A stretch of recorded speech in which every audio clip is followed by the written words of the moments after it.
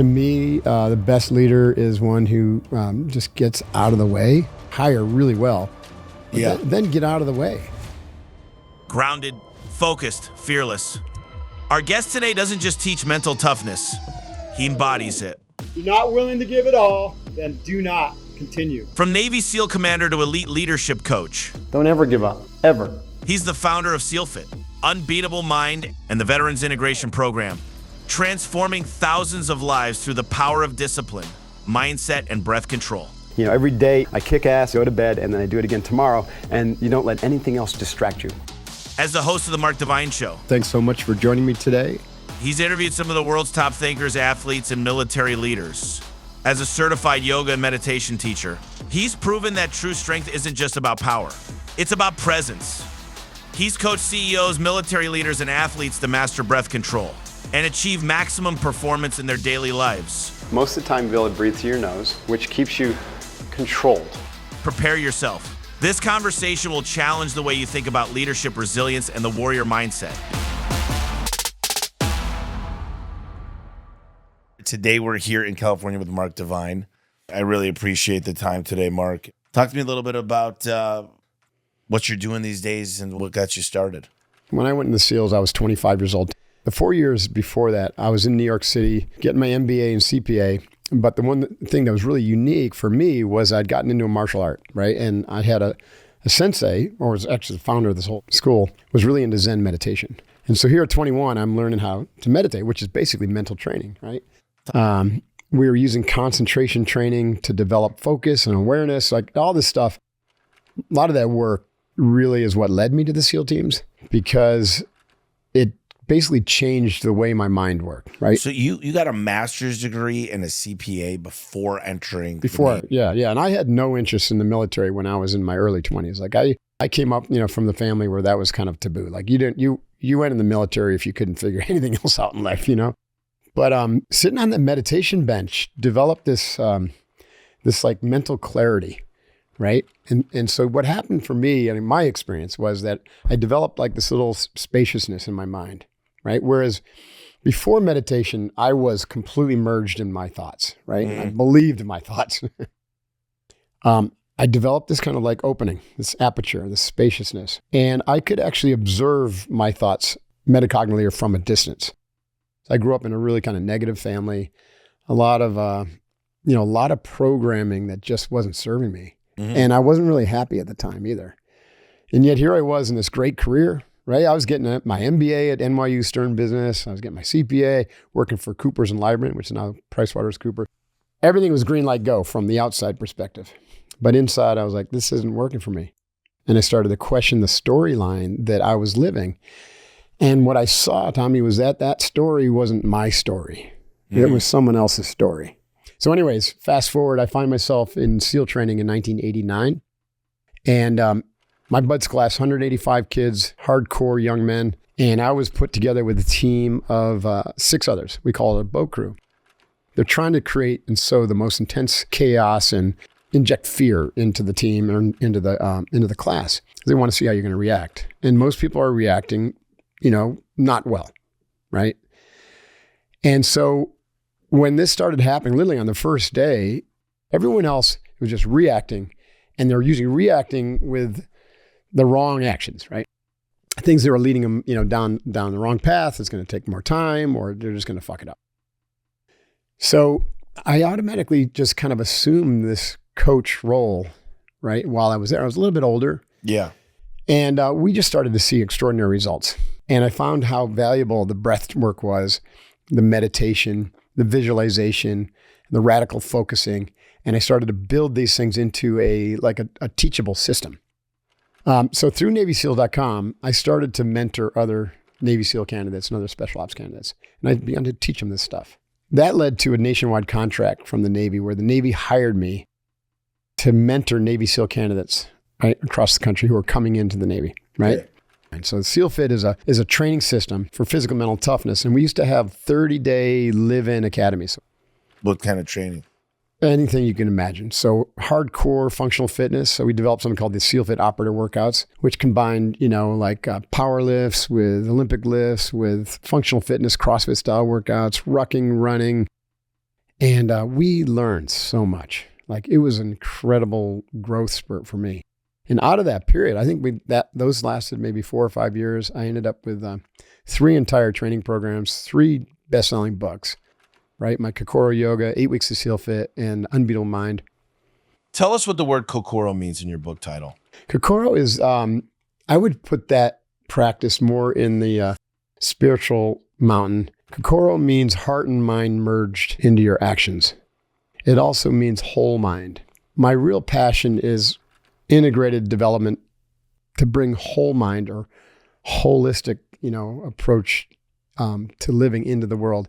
And so what is whole mind? What is Kokoro? It's where your body is your mind. Like, you don't live from here up. You have complete access to the intelligence of your heart, your gut, your biome, your entire enteric nervous system. You're able to experience what I call simultaneous mind, which is where you have complete contextual, broad-based perspective awareness, while simultaneously are able to radically focus on what it is you're focusing on. That's Kokoro. In your other book, Unbeatable Mind, you talk about the 4 big skills for mental toughness. Can you walk us through those and why they're important? These skills are like your money. If you can master these as a daily practice, right, it'll bring you absolute clarity. So the first one is breath control, right? So breath control is how you maintain a calm mind and a calm body, right? And so that non-reactionary experience that I was having in the SEALs, it's because of the box breathing. Yep.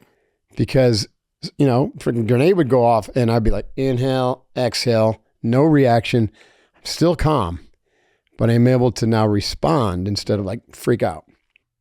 The second skill, Tommy, is mental management. So where are you putting your mind? And is it the right thing, right?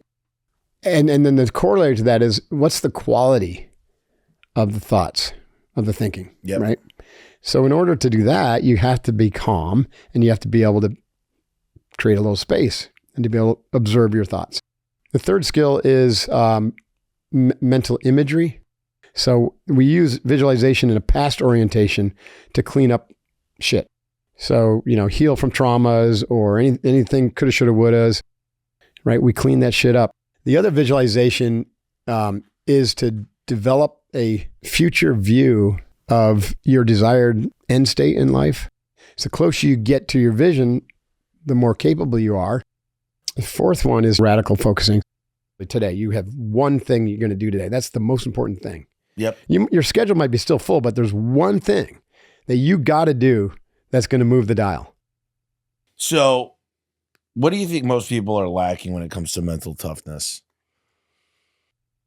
They're lacking the mental skill to be able to manage and control their thoughts. And so they let negative thinking just dominate, and excessive chatter. So they can't get quiet inside. And I think that's the key. And the corollary to that is they can't manage their emotions, right? And so they let fear and kind of negativity and doubt enter, right? And mental toughness and emotional resiliency are really kind of two sides of the same coin. Mental toughness is like, okay, like we talked about Goggins and Jocko, right? It's like extreme discipline, right? You can have a mind that's like a steel trap and just radically focused. But if you aren't emotionally mature, right, eventually you're going to burn out, or eventually you're going to drop a grenade on your own project. And so just by doing physical training, you're also training your mind. Yep. You're also training your emotional awareness, or you have the opportunity to access and to understand your intuitional, guidance.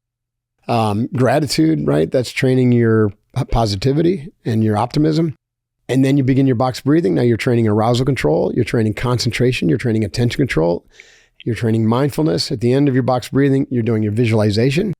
Over time, as you do this work, you're becoming much more aware of emotional patterns that aren't serving you, right? Mm-hmm. And that's where the emotional mountain, I said 5 mountains: physical, mental, emotional, intuitional, and spiritual.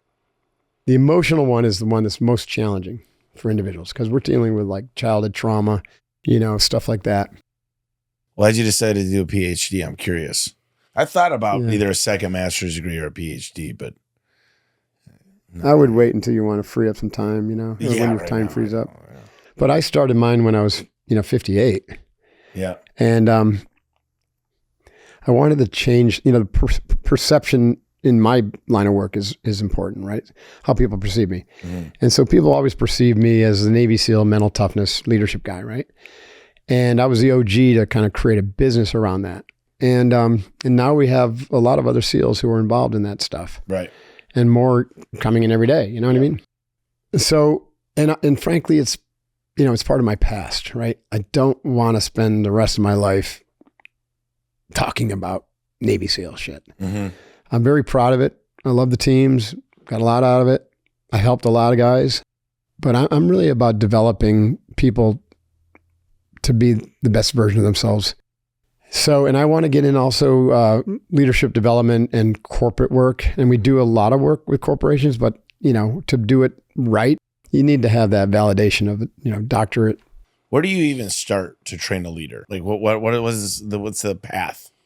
Leadership development, we call it vertical. It's really about changing who you are, Mm-hmm. not what you know. Because, you said like you hire for character and you train the skills. Same thing.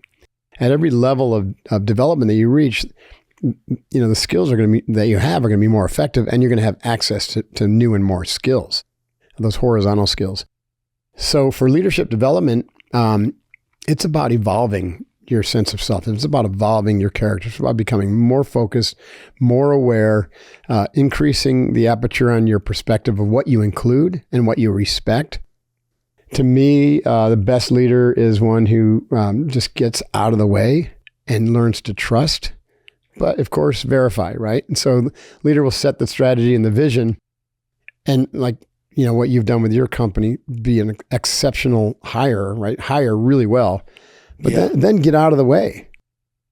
You go to work to grow, and the work then becomes enjoyable.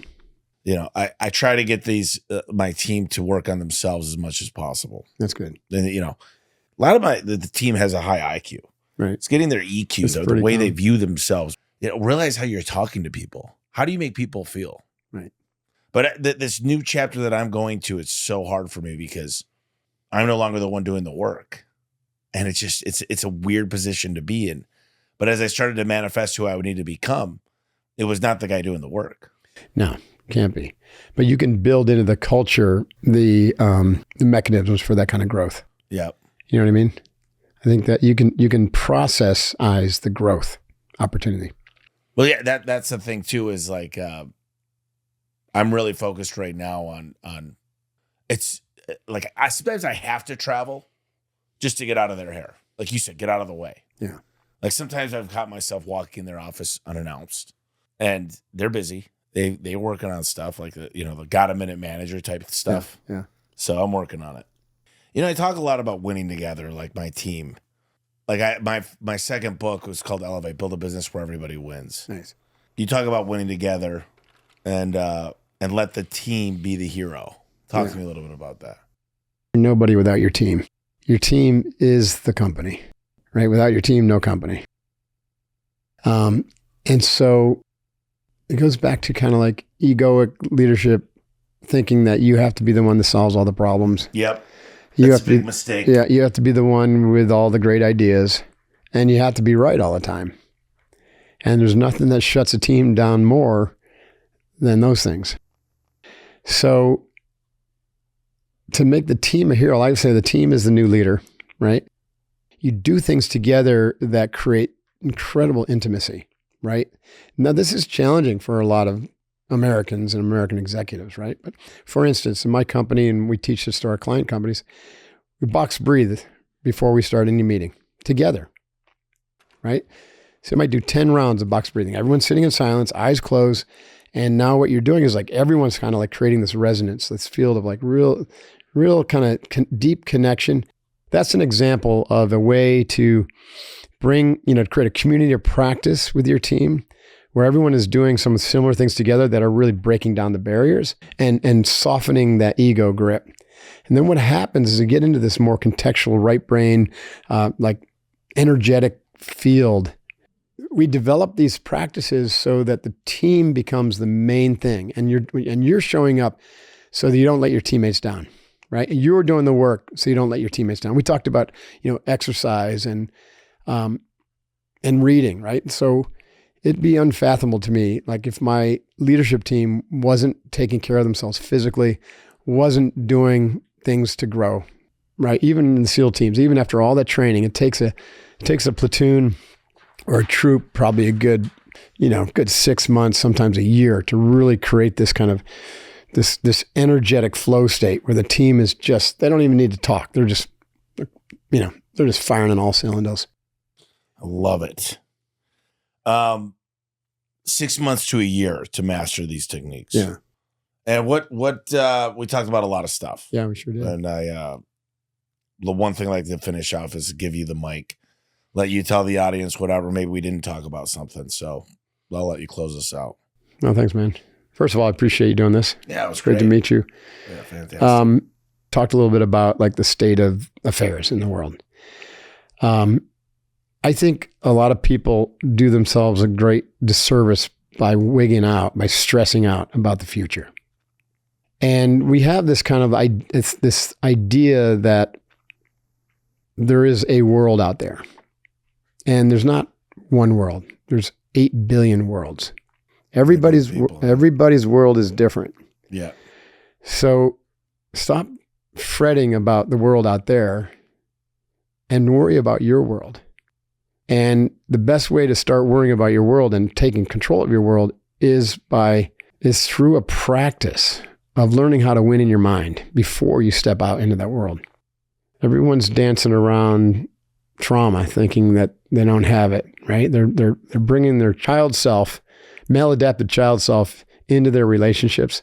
So get over yourself and get some freaking emotional healing going. It's critical. If you want to go to the next level, that's what's holding you back. If someone wants to reach out to you, you've got a podcast, obviously. Where do they find the podcast? That's Mark Divine Show. Just search for it wherever podcasts are found. Spotify, Apple. And if somebody wants to reach out to you, what's the best way to do that? My website, markdivine.com, has a lot of information there, and you can reach out to me at info@markdivine.com directly. I'm on social media, of course. It's search for Mark Divine. Divine, yeah. And unbeatablemind.com is the training that we're talking about. We do work with executives and organizations, and that's a good place if you want to tap into some of this training. Yeah, this was amazing. I really appreciate the time today, Mark, and this Likewise. was a great podcast. Thanks very much, man. Thank you. Hoo-yah. All right, guys, thanks so much for listening to this episode. Like always, we're going to close it out with the Tommy Truth, which is a little slice of wisdom from me to you that can help guide you in whatever you're striving towards right now. When it comes to mental health, clarity, the mindset, working out, eating right, I didn't have any idea the effect it would have on success. When I started focusing on me and really doing the right things when it comes to my habits, whether that's cold plunge, getting in the sauna, working out harder, long walks, reflection, day by day, night by night, over and over, and staying committed to myself, it changed everything. I became a morning person. I started doing the hard things first. I started enjoying each and every day like it was a fun token. I started really to look at my life like I was made to be here. The chances of me are 1 in 400 trillion that I made to be on this earth, and I'm taking advantage of each and every day. And I feel like a bull. I can take on anything, and I'm ready. Whatever you throw at me. My mind is clear, I'm focused, and I'm ready to take on the world. And I'm very, very excited because this is the first time in my life I felt that I'm invincible. And that's it, guys. We'll talk to you next week.